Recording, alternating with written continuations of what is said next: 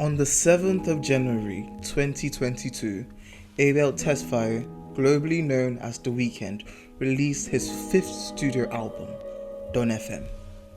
This being his biggest leap from his initial sound, which fans have comically labelled haunted strip club music.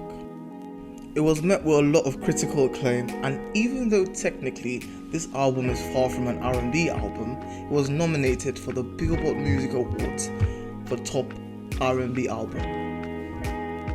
The Weeknd received rightful praise for his well-designed synth and electronic concept and his even better execution.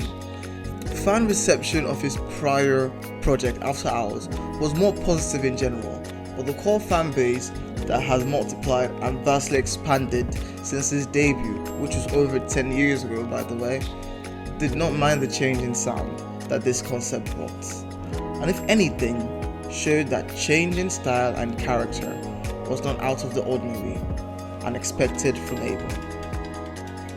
In this video, we are going to break down this project, Don FM, moving from track to track, trying to connect any possible timelines and soak up as much meaning as we can.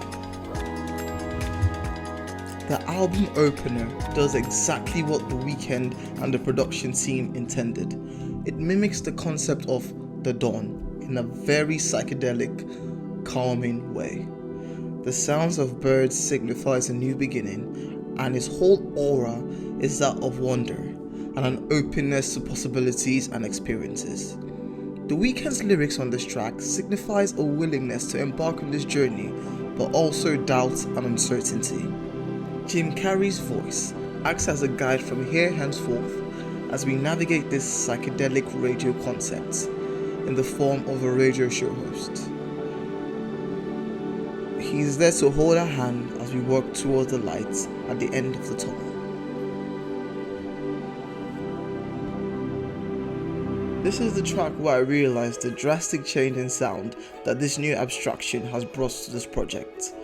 The synth sound completely takes over from here in undeniable fashion, and right off the bat we see Abel not making as much progress as we would expect from an album which he has decided to name after the literal end of darkness. His lyrics paint a picture of a man who's burdened with emptiness, a general sense of hopelessness in what life actually brings. A man who has now turned to a lifestyle filled with drugs to help him cope. These drugs alone cannot suffice. He needs his lover at the time to be his crutch.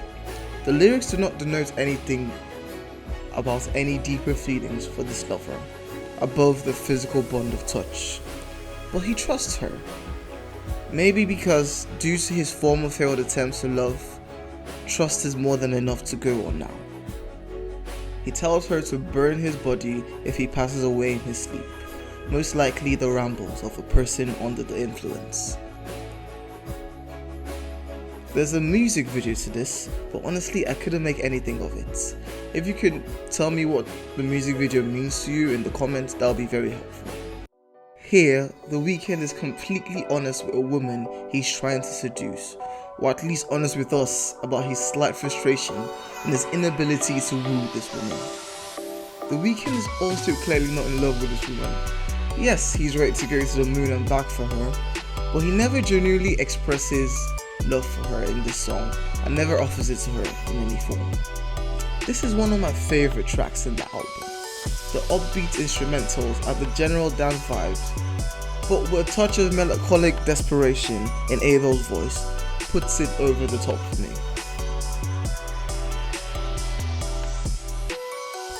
The only song from this project that dropped before its release. The album version is more fleshed out and distinct in production from the single version. The intro and outro are substantially longer and aid with a show-stopping transition between this song and the prior one, How Do I Make You Love Me. Some of the transitions in this album are really captivating and smooth, that knowing where one song stops and another one begins might not be as easy as you expect it to be at times. This track already has a music video, which the artist represents the song in the way he envisions, so I will not be diving too deep into it.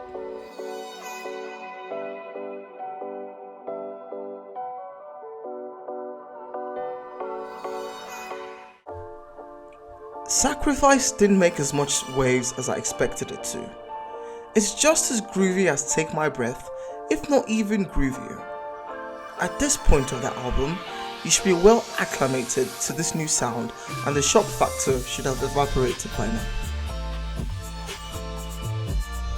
The lyrics are self-explanatory, so maybe that's why the video has a more visually stimulating approach instead of a storytelling one. One of the themes that runs for the stretch of this album is Old Abel. It's even the album cover. Old Abel makes an appearance in this music video, but not his face, just his hands. The video shows Abel perform and simultaneously have his life force being pulled out of him, which leads to his withered old hands. Maybe a metaphor to explain and express his fear of old age, or maybe he believes that to be reborn you have to wither and die. I really don't know. These themes haven't been addressed yet, but I'm sure he will continue to explore it till more meanings appear. I feel that this song describes not just one, but numerous relationships that he must have been in, telling how even though he tries not to be the old Abel, he can't run from his ways. His inability to sacrifice his time and the option that money and fame brings to him in return for the love of just one person. His unwillingness to sacrifice dates back to his Kissland days, where on the track adaptation he sings, "But I chose the life. I chose the life, then I realized she might have been the one, but I let it go for a little fun. I made a trade and gave away our days for just a little thing. Now I'll never see your face, but it's okay. I adapted anyway."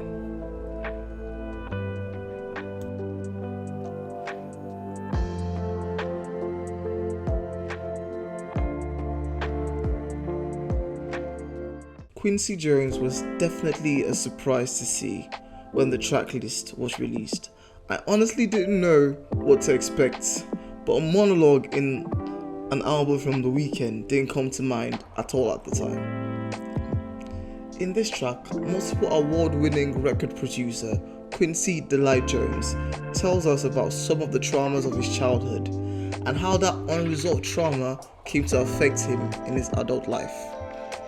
From his cluelessness and apprehensiveness in raising his children, to how his mother being taken away for clinical reasons made him subconsciously unable to accept attachment from women in general, and concepts that Abel is more than familiar with, but maybe hasn't found the deeper reason for it yet.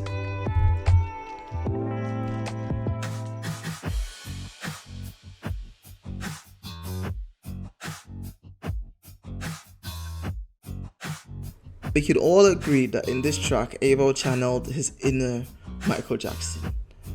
Something about the projection and melodies takes us back to times where young MJ might have been in his prime. He reminisces about a time where he took a girl's love for granted, and due to his nonchalant approach to the relationship, he has lost her to somebody else. He debates whether he should pour out his feelings to this girl, but has come to the conclusion that he's in fact too late. He's in fact out of time, and she's in love with someone else. He hangs on to the fact that the new guy might slip up and he can actually get back with her, but he knows that this is a long shot at best. If Abel really loves this girl, but he just doesn't want to lose someone that loves him to someone else, is unclear, especially knowing the character that The Weeknd has painted himself to be. Never claiming to be an angel or a demon, just a person that is either hurting or getting hurt. Never giving his heart any respite, and maybe for good reason, because what's the fun in that? The first time I heard this song, I thought it sounded like a Disney fairy tale song. The melody is very Cinderella for some reason. I don't know. Speculation points to this track being about his breakup with Selena. How she was just using him in the beginning and didn't expect to actually fall for him, but did, and how she has moved on to someone else that doesn't measure up to him. The Weeknd has not been one to shy away from his petty side, especially when it comes to relationships and putting them in his music. He's now fallen in love with another character after swearing off love because of the heartbreak that will always inevitably follow. Tyler the Creator slides in with some extra finesse with his verse on here. Tyler is really a groundbreaking rapper, and I was impressed with how his verse paired smoothly with Abel's lyrics and even gave colorful contrast, speaking about marriage and divorce in almost the same breath and doing so in absolute Tyler fashion.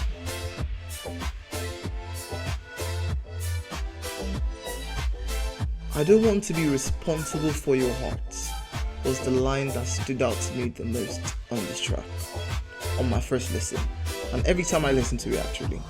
He ultimately friend zones this girl while having very great sex with her. He wants the sex and relationship they have, but unlike her, he doesn't want to take this to the next level of officially dating, and wants them to be best friends to avoid the imminent end that he knows will come with a real relationship. Cannot break up with someone that you never dated in the first place, innit? The transition from best friends to this track is enough reason to listen to this whole album. It's flawless and it's not even talked about enough. The title of this song, unlike the prior and the next one, give you a good enough idea of what's going on in the song. This time, The Weeknd is on the back foot of the relationship. The song starts with Abel's pitched down voice, which might actually sound like gibberish on first listen, but the lyrics are actually on screen right now. Right off the bat, The Weeknd shows his obsession with his female character, and his fear of losing her is very apparent. He confronts her about being disloyal to him, but he doesn't seem angry as someone in a relationship who has been betrayed should feel. But instead, you can hear the desperation in his voice. Maybe a desperation to be the one that she chooses at the end, or just desperation for him to be wrong about all this, but desperation nevertheless. As the song progresses, he even becomes more desperate, telling her that he knows that he doesn't deserve her because of the disloyal person that he has been in the past. But he claims that he has changed and is ready to be with her. He asks if there is someone else, but in the same exact breath, he gives her the option to choose between him and the other person. A personal theory of mine is that the girl in the best friend song has found someone to try to be serious with. And he has found that he's now more attached to this girl than he intended. He finds that this new news or theory of there being someone else hurts him, and he is in shambles.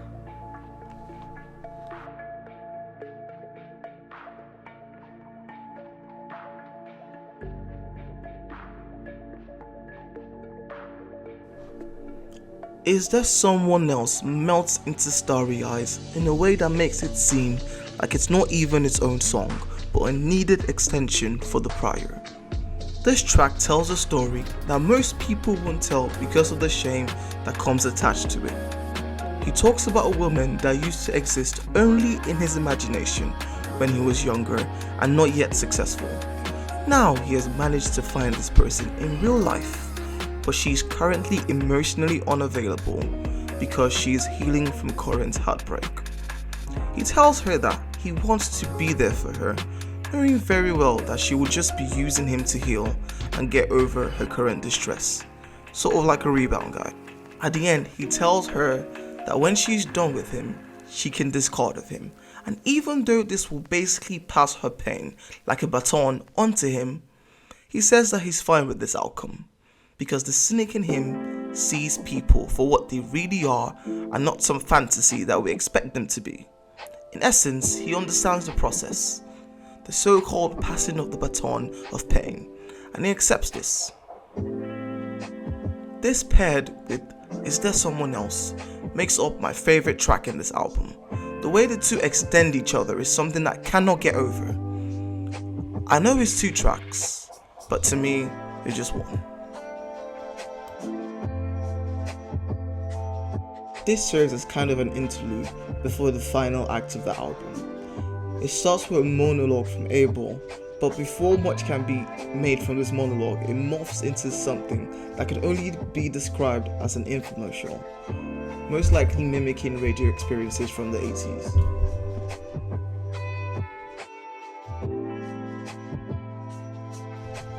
Don't Break My Heart is one of the grooviest songs on this project.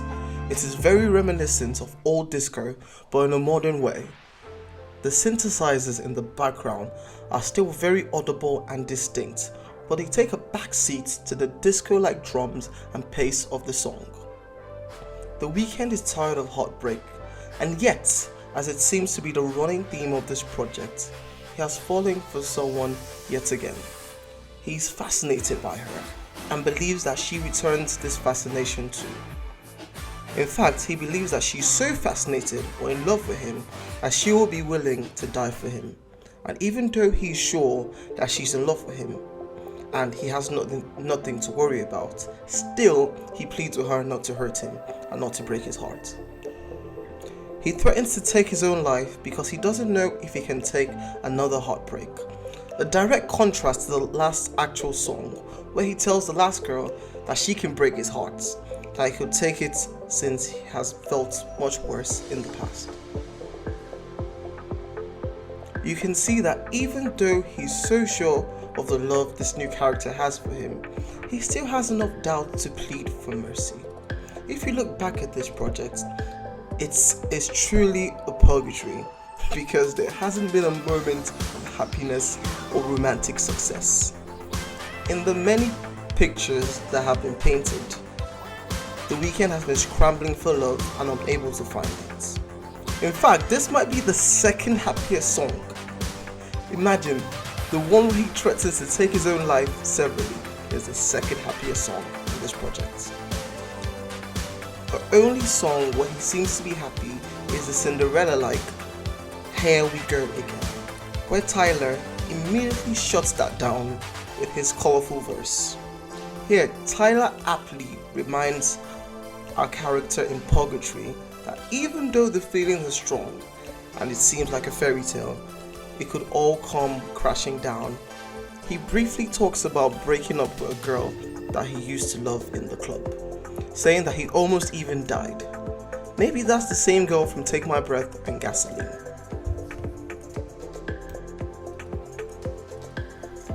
There have definitely been episodes in this record where he has been the villain, but it balances out well enough with times where he's also the victim, like now in this track we're on. Lil Wayne did his thing, and even though the electronic dancing might not be his strongest suit, I still enjoyed his verse on this song.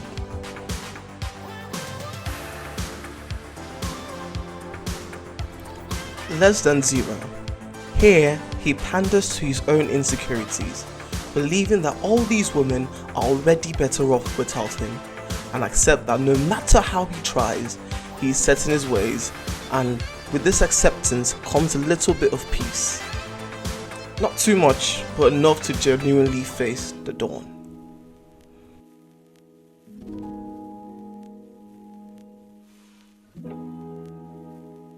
I don't know why, but even though the lyrics are not that hopeful, the whole vibe is. It seems that as he reminisces, he accepts. Accepts not being perfect, accepts not being the best that he could be, and accepts the guilt that climbs into his bed with him at night because of this. But he has stopped chasing something that he knows he wasn't built for. Something he knows that even if he gets, he will destroy, and is okay going back to his ways, hoping not to grow old and alone by himself.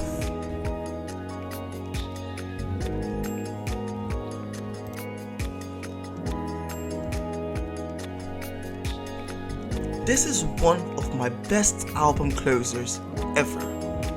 It almost seems like Jim is ending the album while simultaneously starting it over again for the listener. The monologue he recites is very insightful. He fast forwards us to the point of death, but his voice is calm, and so panic doesn't come to mind. In a beautiful abstraction, he presents us with a more stoic approach to life. I could explain it more based on how I interpreted it, but every single line is open to personal interpretation. If you go to Genius and search the lyrics, you can see that almost every line means its own thing and can be unattached to the rest. Maybe this was done intentionally, or maybe he has a greater picture in mind. I don't know. I can only talk about how I personally see it. The way you piece it together is totally on you. The Weeknd's vocals ease in towards the end of the track to ease us into the search for peace.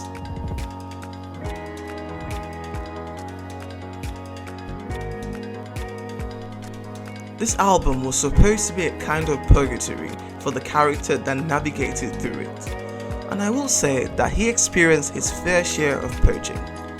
He goes into purgatory at the beginning, and while he's in there, he's purged by his recollection of all these encounters. Whether it's by the same girl or by different girls, doesn't really matter. There's really no timeline, just a string of heartache and guilt that thickens as he approaches the dawn, a new beginning. The Weeknd character might actually be the person experiencing this whole purgatory in first person. He seems to be the one being purged. As he reaches the end of his life, he is given a pseudo-realistic medium to view these moments in the album. These realistic, romantic moments that he isn't proud of. And by viewing this, he purges in misery. I've tried to connect all these, but these are all personal views. Concept albums are usually meant to be interpreted the way the listener wants them to, or the way the listener can. So I hope that as I have given my own take on this, you can also give yours. Thank you for watching. See you in the next one.